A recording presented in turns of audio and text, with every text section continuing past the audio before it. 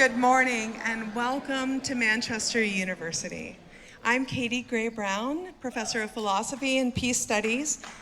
On behalf of the Peace Studies Institute and with gratitude for all the university committees and offices that have made this day possible, welcome to this event sponsored by the Ray Fior Peace Lecture Fund. It's my honor to welcome Irene Miller to share her remarkable life story with us today. And we're so fortunate to hear from her firsthand at Manchester. If you would, please no recording or photos during the presentation.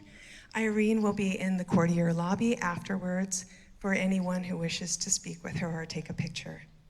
Please remember that this hour is just the beginning. There will be a follow-up discussion on Wednesday at 11 a.m. in Wine Recital Hall, where we can reflect more deeply and ask Irene questions together. But for now, please join me in welcoming Irene Miller.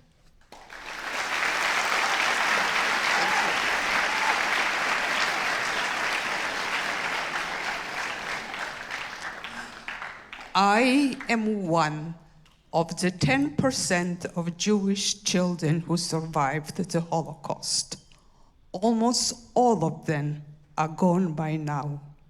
Among the 6 million of Jews who were killed were 1.5 million of children, 90% of Jewish children. Though I can tell you only about my survival journey, those of us fortunate alive become also the voices of those who didn't live to tell their story. This is what I looked like when Nazis attacked Poland. I lived in Warsaw, the capital of Poland. My immediate family was made up of 4. Here is my older sister and I. She is here 8 and I am 3, and our parents. But we had a large extended family in Poland, numbering close to 100 members.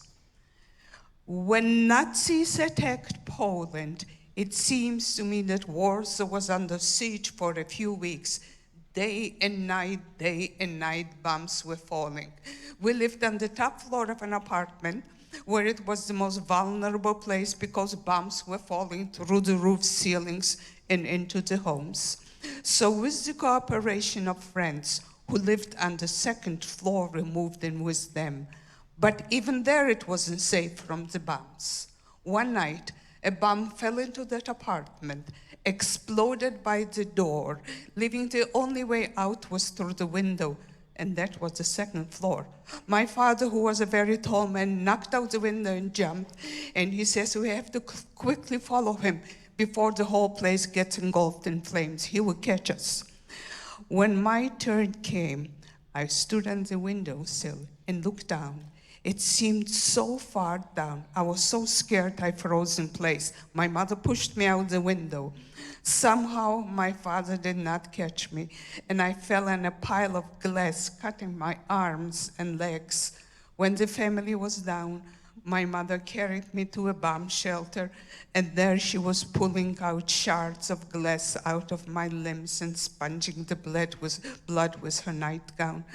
These running to bomb shelters occurred over and over, particularly at night. At some point, we lost the water. A bomb severed the water pipes, and the only way we could get at least drinking water is running down the streets when there was still a functioning faucet. I remember where I was when Nazis entered Warsaw. I was in our own apartment. I don't know, it was the 4th or the 5th floor, but I was too high up to see the faces of the Nazi soldiers. They were filling the width of the streets, 10, 15 abreast, but strangely, I could see a reflection of the shining boots pounding and pounding the pavement. You know how long ago that happened. That probably happened not just before your parents were born, but before most of your grandparents were born. Yet, there's still some sounds, some smells, aromas, to which I still now react emotionally. One such sound are low-flying planes. Another one is a rhythmic pounding on a hard surface. I hear it and I tighten up. My parents felt that being Jewish, and also my father was the leader in the labor union, they were open-minded, liberal people. They felt that as such, they would be among the first ones to be persecuted by the Nazis.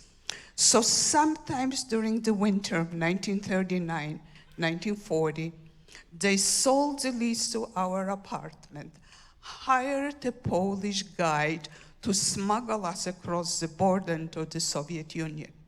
On one side, Poland borders with the Soviet Union. Why to go there? Because at that time, the Nazis were not there. And as you probably know, later during the war, they attacked the Soviet Union as well. And why to smuggle us across the border? Because the Soviets were protecting the borders and would not allow anyone to enter. I remember the last leg of the journey trying to cross the border. It was in the middle of the night, extremely cold. We were wearing layers and layers of clothing to keep warm and also to minimize under luggage. We were sitting inside a wagon of hay, the hay over our heads, over our faces, and over all that, an old blanket. So should a Nazi soldier come across that wagon at night, he would not be able to see that there are people in it. At some point, this guide stopped the wagon, let us out in an area that was surrounded by tall trees. You couldn't see what's beyond that. He said that we had crossed already the border and pointed where in the morning we were to take the train towards the city my parents were headed, called Bialystok. We huddled up for the remainder of the night. And when we woke up in the morning and left that secluded area, we saw a field with thousands of people laying on the snow, leaning against bags, suitcases. This man did not take us across the border. He left us on the no man's land. Of course, my parents didn't want to go back to Poland. My mother pulled out a blanket, spread it over the snow. People were sitting very close, one next to the other. She also pulled out a down comforter, commonly used in Europe in winter. And this place, in an open field in the winter, became my home for about 6 weeks.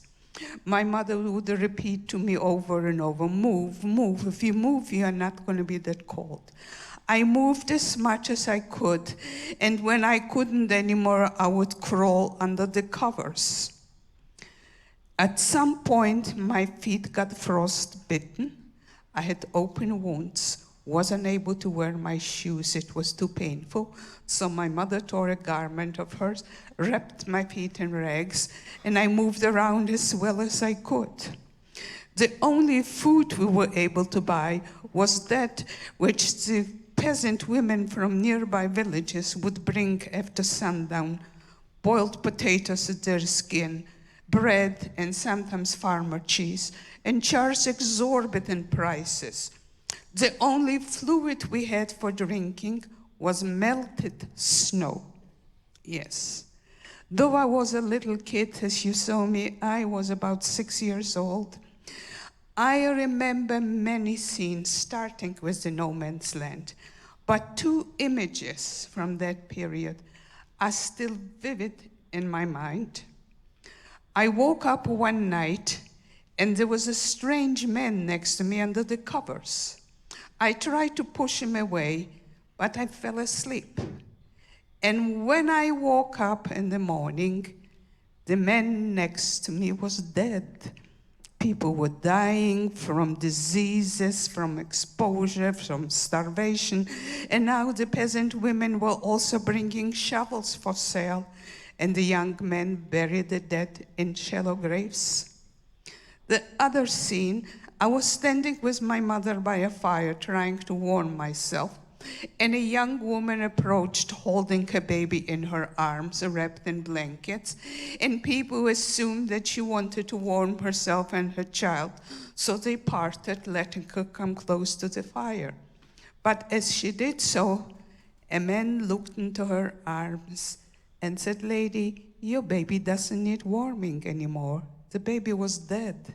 The man took the dead baby out of the mother's arm and proceeded with the Soviet soldiers were guarding the borders, and the crowd followed him.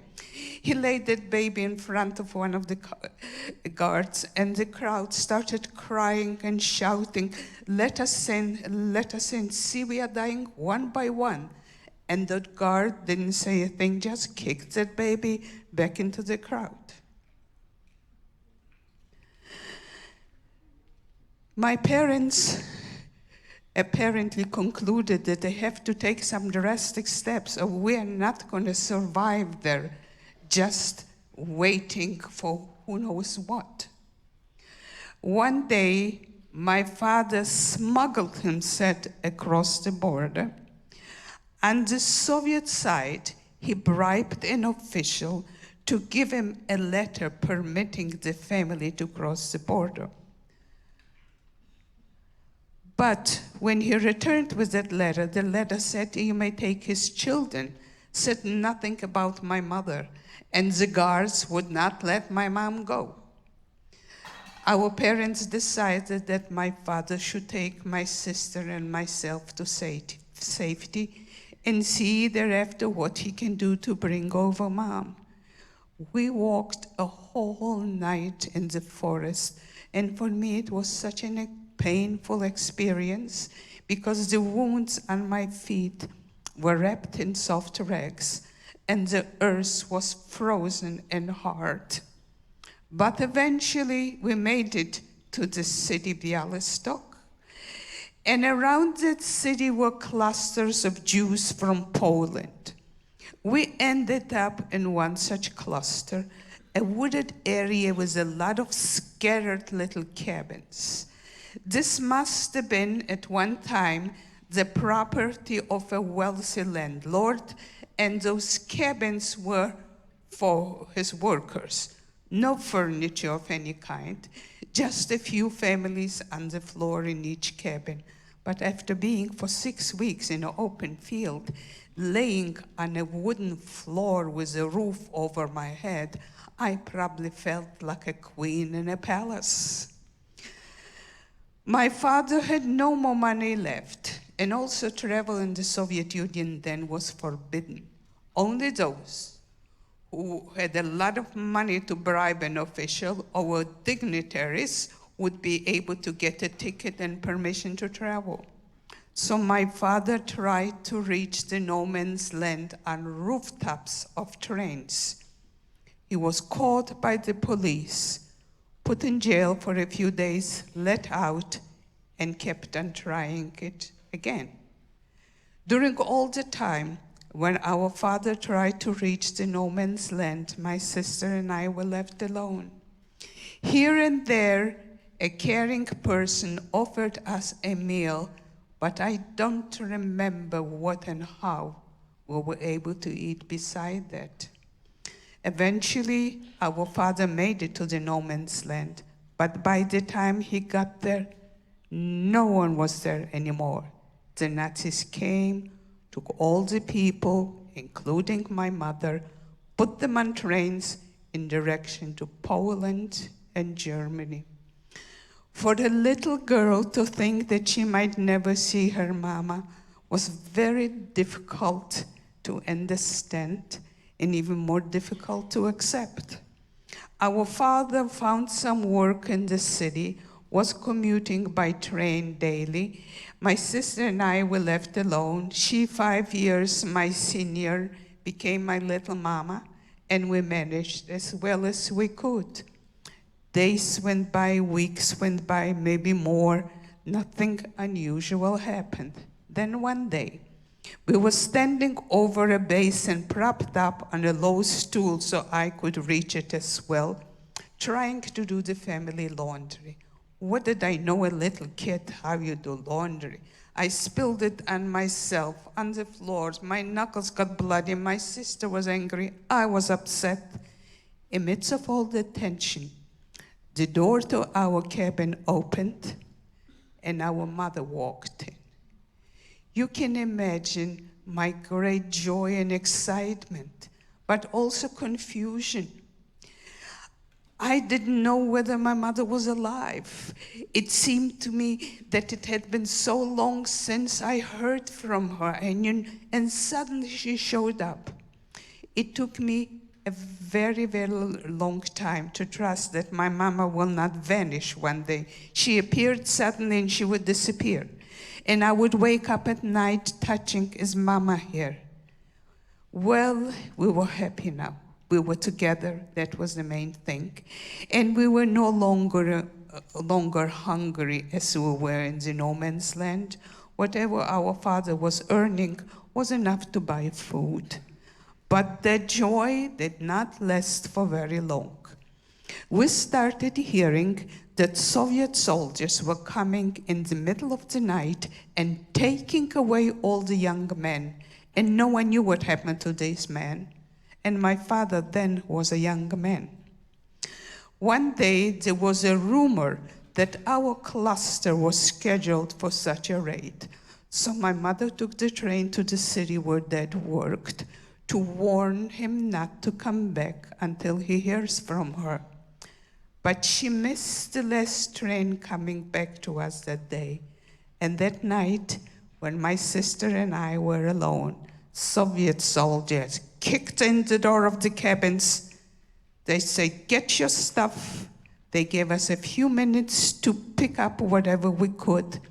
And they marched us to a train station where there was a long line of cattle cars. And they would shove in as many people as they could in each of those box cars.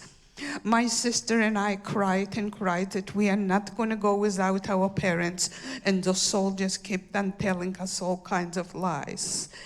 When the platform was almost empty of people, we saw from a distance a small truck and our parents on it.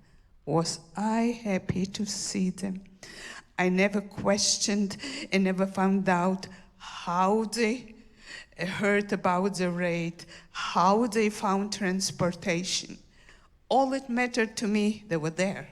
And as soon as they arrived, they shoved us into one of those box cars. So many people in each of them that there was no room for anyone to stretch themselves on the floor. People were leaning against bags, suitcases, whatever they could. There were two sliding doors that would pull together to close the boxcar, and on the outside across them a heavy metal bar to hold the doors in place. When the doors were pulled and we inside, it was so dark you could hardly see. There were no windows, there were no lights. The only light was that which was coming between the cracks of the walls, because this was meant for transportation, cows, horses, or so on. Once a day, soldiers walked around with buckets of soup.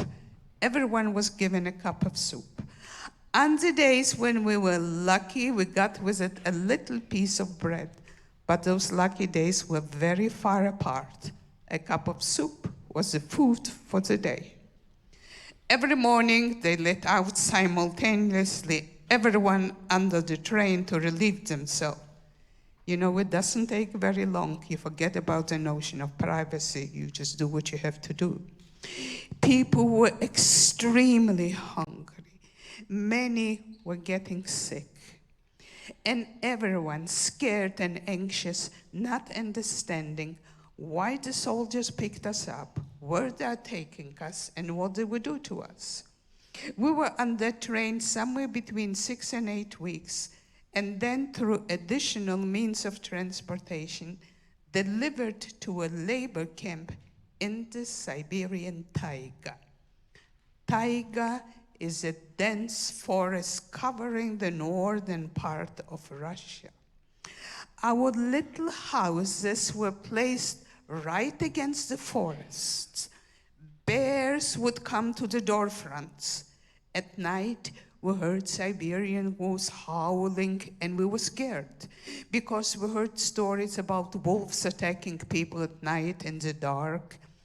And in Siberia, in wintertime, there are only about 3 hours of daylight, and the rest is dark like night. And in the summer is in the reverse. Temperature, they would drop to 50 below and lower.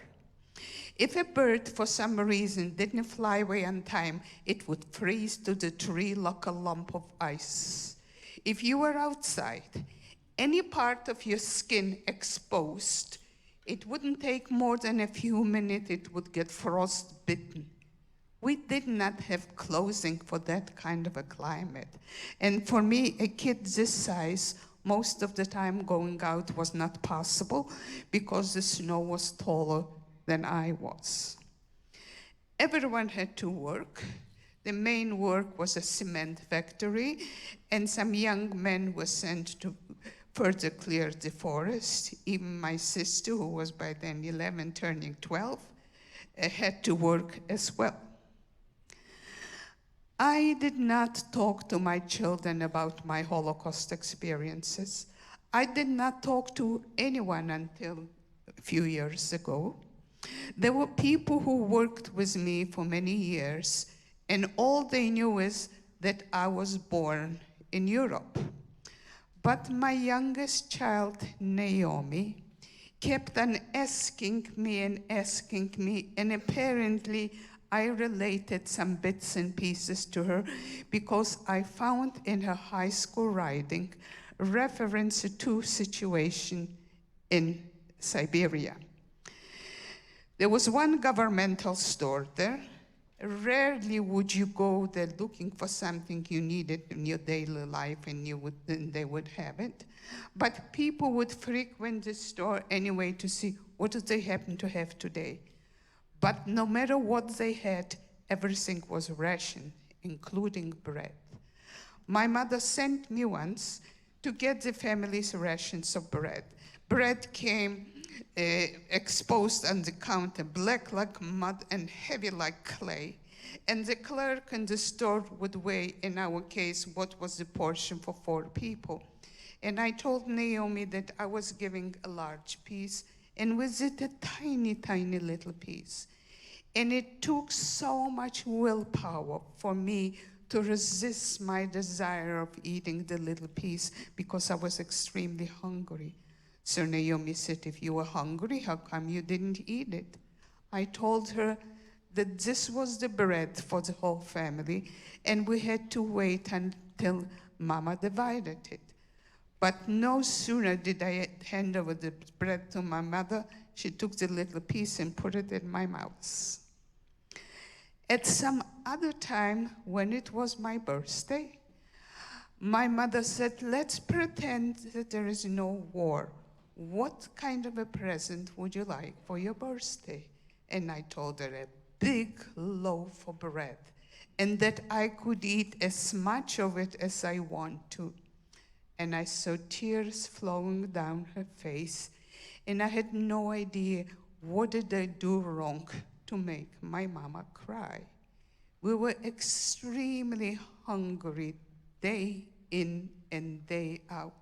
We were in Siberia somewhere between 2 or 2.5 years. And I remember one day I wasn't hungry. I remember that day very well. We were given a tiny little piece of land and we planted potatoes. And my mother said, on the day we harvest the potatoes, we'll have one meal that you can eat as many potatoes as you want to. On the day we brought the potatoes from the field, the store had fresh herring. So my mother got one herring, cut it into little pieces. We baked the potatoes outdoor and ate them with herring. Oh, was that good. I don't remember how many potatoes I ate, but I remember a thought that stayed with me for a very, very long time. I thought when I grow up, maybe I'll be so lucky that I'll become rich, very rich. Then I'll be able to eat potatoes every day. I thought that to eat potatoes every day, you have to be either rich or royalty. You know, I'm neither one nor the other, but I do eat potatoes. But no potato will ever taste as good as the one in Siberia when I was so hungry. From Siberia, they shipped us to Uzbekistan. Uzbekistan then was a southern republic of the Soviet Union. Now it's an independent country. I am sure that my parents felt that going south to a warm climate, life would be easier, food would be more available. But while we were very hungry in Siberia, we were almost starving to death in Uzbekistan. We were placed in a very poor farming village. My parents were not given any land to cultivate, and there was no way of finding work. My father walked from farmer to farmer, willing to do any kind of work in exchange for food. Once in a while, he would get a day's work, but most of the time not. There were stretches of time that we lived on boiled leaves and grass. My mother would go into the field, pick up anything that was growing wildly green, boil it, drink it first herself. If she was okay, she would give it to us as well. There was another period of time that we lived on broiled onions.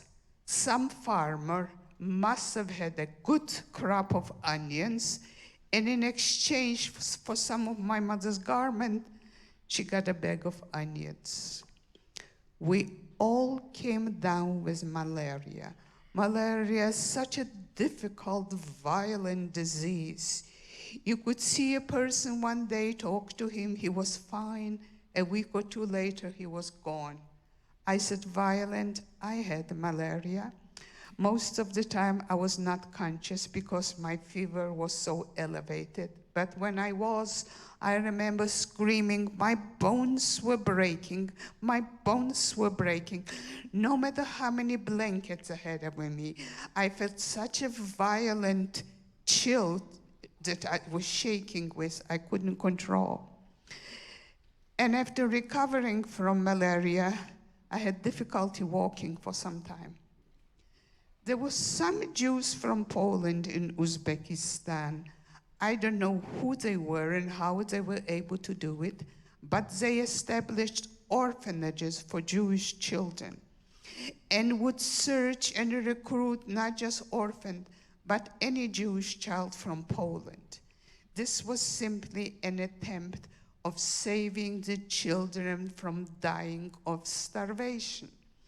One day, a man showed up in our village, talked to our parents. Next day, he came with a horse and buggy. Our mother told us that we'll go to a place, there will be other children, food will be more available, and our parents, will visit when possible. I think it took us a few days on the buggy until we came to the village where the orphanage was contained. The orphanage was basically in one room, one large room. From one end of the wall to the others, boards were ripped off the floor and propped up on a stack of bricks, and girls were laying tightly on those boards covered with old blankets and their heads completely shaved. Remember the first picture, these long braids? They shaved my head completely. Across the room, the same arrangement for boys and their heads shaved as well. The caregiver shaved our heads because the sanitary conditions were horrible. I don't remember when and where I was able to take a bath or a shower. And they feared that under those conditions, the kids will come down with lice and that lice spread diseases, and apparently lice that nestle in hair. But we found out very quickly that lice nest in all kinds of places as well, because we were 100 kids, bald-headed kids, covered with those crawling things. Lice are no larger than the head of a pin, but they make your skin burn and itch so badly that you are ready to rip it off. I remember bleeding all over from that intense scratching. And you know the strange things. I will remind you again how long ago that happened.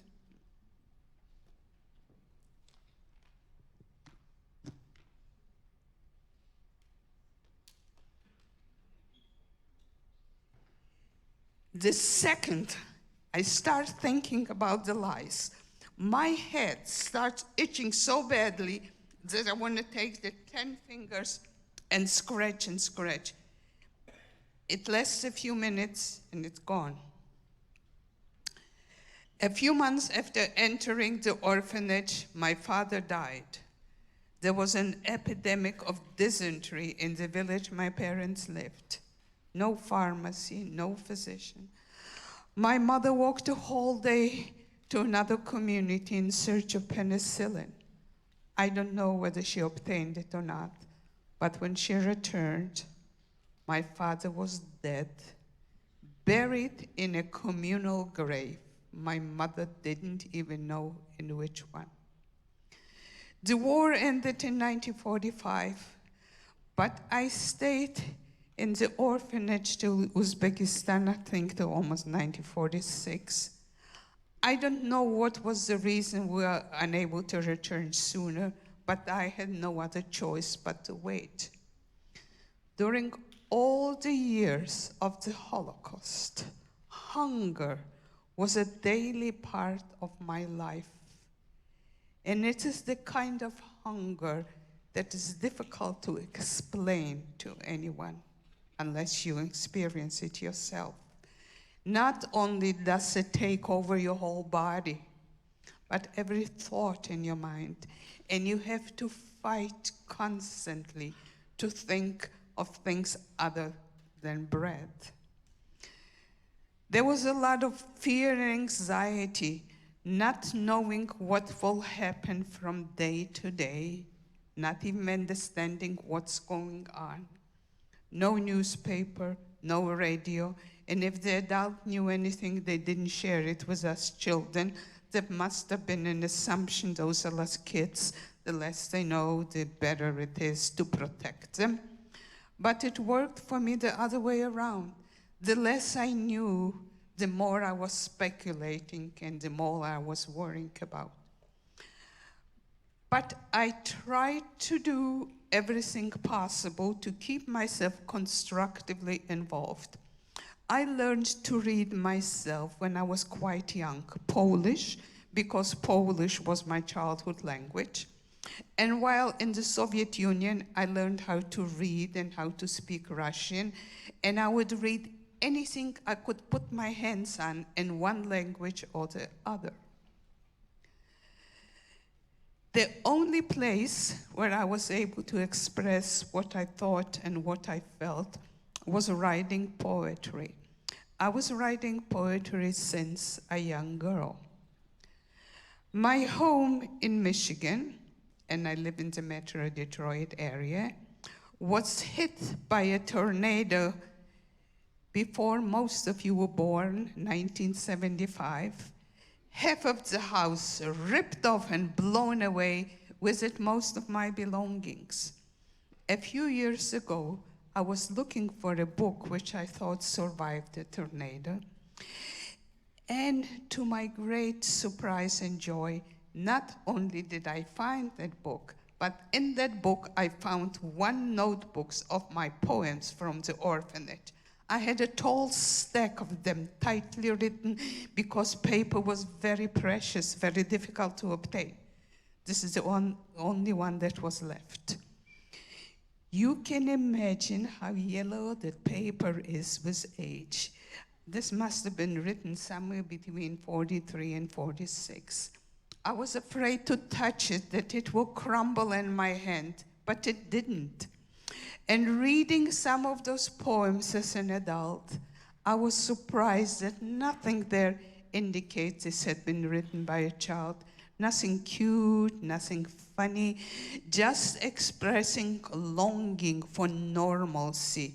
How wonderful it would be to live in a small place with my family, not 100 kids in one room. How great it must be not to be hungry. I'm sure I didn't remember that. To see my aunts and uncles and cousins whom I loved so much, and to attend a school. I was always a child, very curious, very wanting to know, and bugging adults with all kinds of questions. Yes. And poetically describing Poland. But you saw I was a little kid when I left Poland. When I returned to Poland with my orphanage, and I returned to a city called Krakow, nothing of what I hoped for or envisioned became a reality. I spent another 5 years in orphanages after the war. Anti-Semitism was still raging in Poland after the war as well. Quite a number of Jews were killed by Polish people after the war in small towns. The tiny, tiny Jewish community that was left alive tried to do everything possible for us, the children who survived. The orphanage was for Jewish children, so was the school. The caregivers were Jews.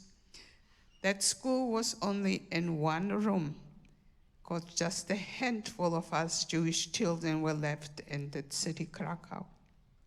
That school took us once to what used to be a concentration, a death camp. In the display room of that camp was a tall pile of shoes, men's shoes, women's shoes, little kid shoes, shoes of those who were sent to the gas chambers to die. There was a tall pile of hair.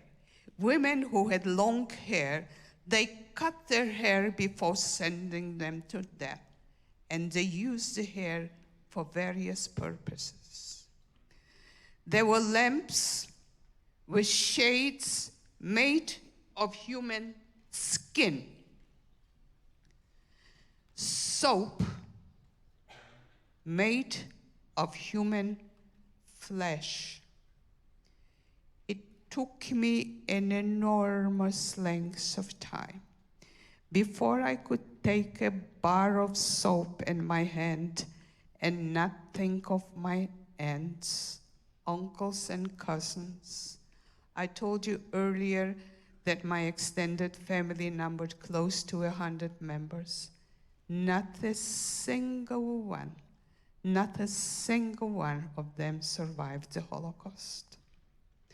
For my mother, continuing living in Poland, she felt like living on the graveyard of her brothers and sisters. She and my older sister, who was by then married, she married a boy from the orphanage, they decided that they have to leave Poland. The only place they could go was to Israel, because the Israeli government was helping Holocaust survivors who wanted to immigrate. I didn't know anything about Israel. I was so eager to catch up with my lost education. I would work in 2 or 3 academic years in 1 calendar year. I was like a sponge absorbing information. But the ruling in the orphanage was that once I reached the age of 17, I will have to leave and take care of myself. I did not know anyone in Poland, nor any other place, but those in the orphanage. My mother and sister lived within a distance that I could periodically take public transportation and visit with them. And apparently they provided some emotional support, which I needed, because I did not have the courage to be left alone once they leave for Israel. So in 1950, I joined my mother to immigrate to Israel. This is my mother and I arriving in Israel. Israel was a different chapter of my life with different challenges. I did not know anyone there. I knew I would have to support myself, and I was pretty sure I would have to support my mother as well, though she looked fine, she was a sick woman. And I did not know the language spoken in Israel, Hebrew. But as you can see, I survived. I don't want to leave you with the thought and the feeling, here is this poor woman who had such a tough life.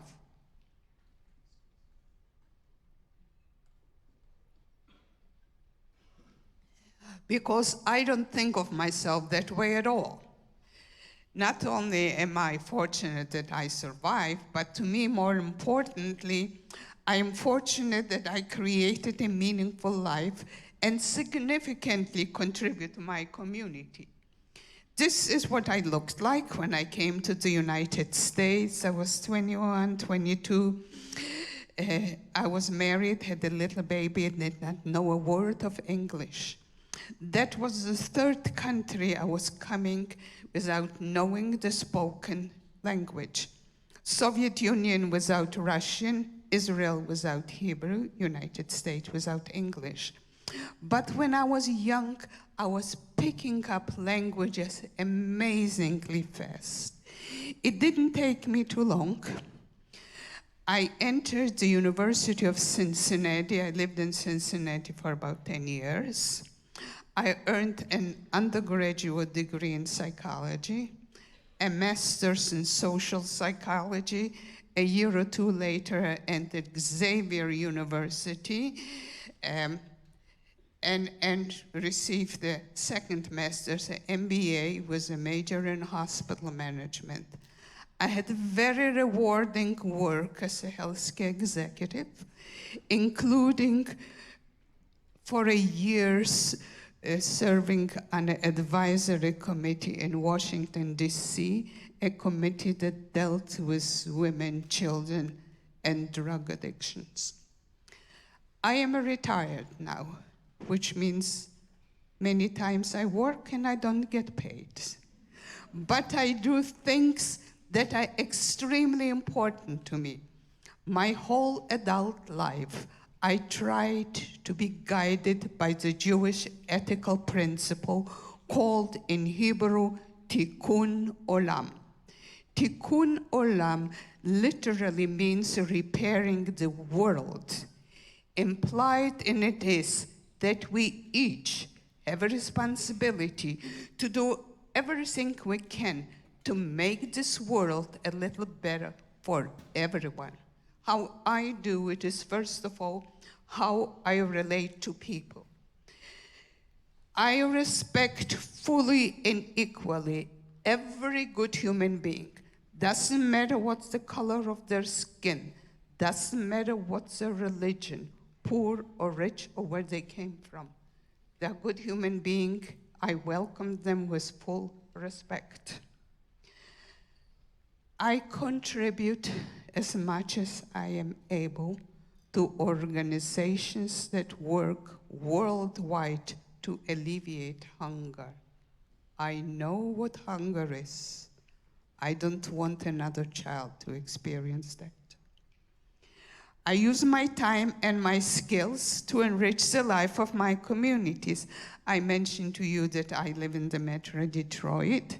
We have there one of the most beautiful art museums, and should you ever visit us and meet me there, I would not talk to you about the Holocaust, but would help you to understand and enjoy art. I have been there a docent for 25 years. I'm a mediator in court, which means I help people to resolve conflicts without having to appear before a judge. And the decision becomes legally binding. I have been on the board of directors, American Jewish Committee, the oldest civil rights organization in the US for more years than I can remember. But my commitment in life now, my main thing to do is to use my Holocaust experiences to show what hate and prejudice did and what hate and prejudice can do again unless we learn from it. I am the only Holocaust survivor, as far as I know, who travels to speak and to show what we can learn from it. Since the University of Michigan was published my memoir, and I will tell you a little more about it later, I have been invited all over the country to speak, to teach, and to help understand what went on. This was Huntington, Indiana. There were 1,800 students, and the university wrote you could have heard a pin drop. I have been in that university, in that high school more than once. By now, I look at all those images and I try to remember where they are, where they met. I have been in many churches. I know this was in Houghton, Hancock and Houghton in the upper Michigan, where this was in a temple that has right now only 12 members, but there used to be a very large community there, in a Jewish community, where they were doing the mines, but they filled the auditorium twice during my visit there. Health and Human Services, the Knights of Columbus. I spoke there at a major event, and the next day to the women. What makes it possible for me, particularly when it goes traveling by car all over the country, is my partner, Bob, whom you will see there with the books, and he will probably remember every place there. And he also helps with whatever he can, driving and the book taking, and he's so good at it that by now he earned the title of Director of Transportation and Logistics. And you would meet Director of Logistics later there. I was for a few years a keynote speaker in the court on Constitution Day, and started by telling students why I was the one to be invited, why a Holocaust survivor. When in schools, in many schools, I addressed this total student body, and there are other schools that once they heard me the first time, invite me every year to address their 7th and 8th graders and so on. And I start with middle schools, high school, and universities, because children younger than that are usually not ready for the topic. But only once in Michigan, I spoke to 4th graders because the teacher asked me, would I please talk to them? They studied immigration. Look at those all wonderful hands up with questions. Every gathering is extremely important to me, particularly young people. But speaking to military, it has a special intensity. This was Stennis Space Center in Mississippi, where they test all the rockets. And here is Admiral Okun, yes. Admiral Okun gave me a plaque and bought my book. This was Habitat for Humanity. Sault Ste. Marie. Sault Ste. Marie in the upper Michigan is a very small community. Schools don't have there more than about 50 students in the total school. But we had buses come in from a radius of about 100 miles or more, filling every seat in the 800 auditorium. And the day before, there were adults. And I'll come back to that picture later. Yes. You young people will be the future leaders of this nation and maybe beyond. It will be your responsibility to do everything you can to prevent such horrors from happening. And in order to do so, it is not enough to know that this thing happened. You need to learn to recognize how a system, a fascist system like Hitler's, came about. When in Germany it started in the 30s, one of the first things, attacking free press.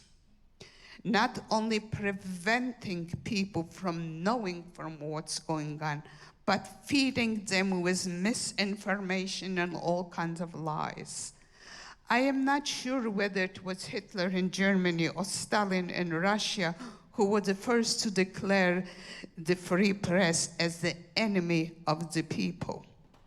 You know, information is the base on which we make decisions. And if we are fed misinformation, our decisions are incorrect.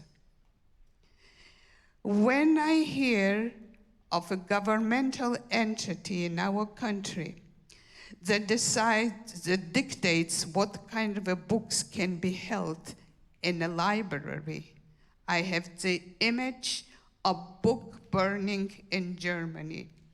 In every city, in the center of city, there were book burning.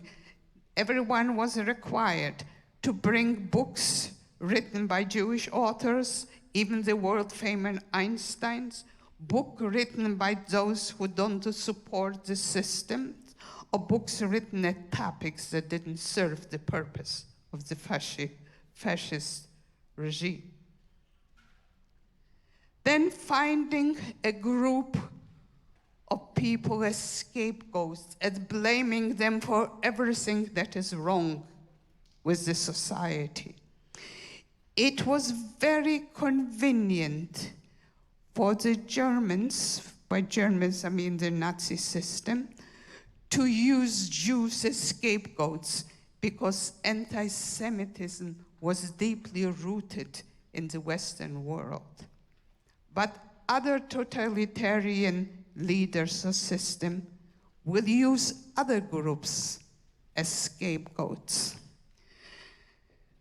The picture that I had, yes, this woman, she stood up in the question period, choking up with tears, apologizing what the Germans did to me and my family.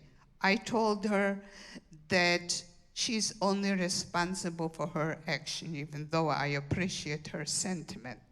She was born in Germany, came to the United States as a teenager. Many, many years later, she went back and questioned her family. How is it possible that that nation of highly educated people, highly sophisticated people, how is it possible that they allowed such horrors to happen? And her family told her, you know, we are people who don't like to get involved. If we don't get involved when we see injustice, it means we accept it. And if it's acceptable, that gives permission to the perpetrators to do more and more and more. I was a keynote speaker for a Martin Luther King event, and the motto was there to be an upstander as opposed to bystander. This is what is required of all of us when we see injustice, to be upstanders. Then her family said, you know, those are just little things. We didn't think they would last very long. There's no such a thing as a small injustice. Injustice isn't easy measured in inches or in ounces. And then they said, when we learned of the horrors that were happening, we were so afraid of one another that we didn't dare to do a thing.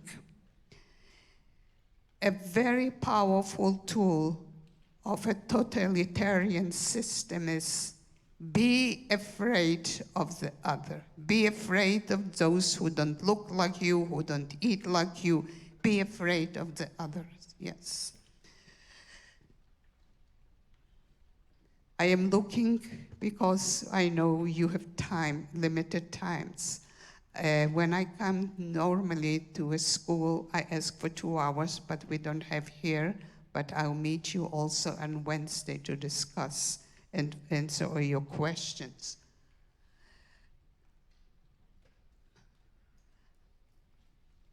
What I told here is just less than a synopsis.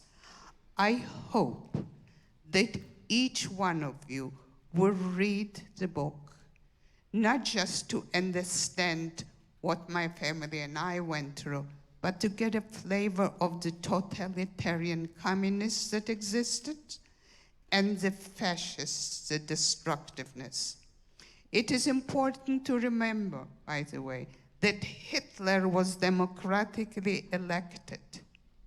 Here is an example that when a leader is democratically elected, we don't have assurances that he or she will lead democratically. Of course, he didn't accomplish it all himself. He had enough corrupt supporters to help him become such a monster. I'm so glad that I have an opportunity to be with you, and I'm so sorry that I can't listen to your questions. I hope to see each of you Wednesday when I'll be back at the university. In my book, towards the end, is my email address and my website. Any questions you ask me after reading the book, I promise I will respond. The book is not available any other place but here at the Holocaust Center on my website, but here it is discounted to $15, and on my website it's $23. So if you have time, you can meet Bob and he will help you. I am grateful for the opportunity to speak with you. I will be glad to come to your schools, to your churches, to your libraries, any other gathering that would want to hear my story.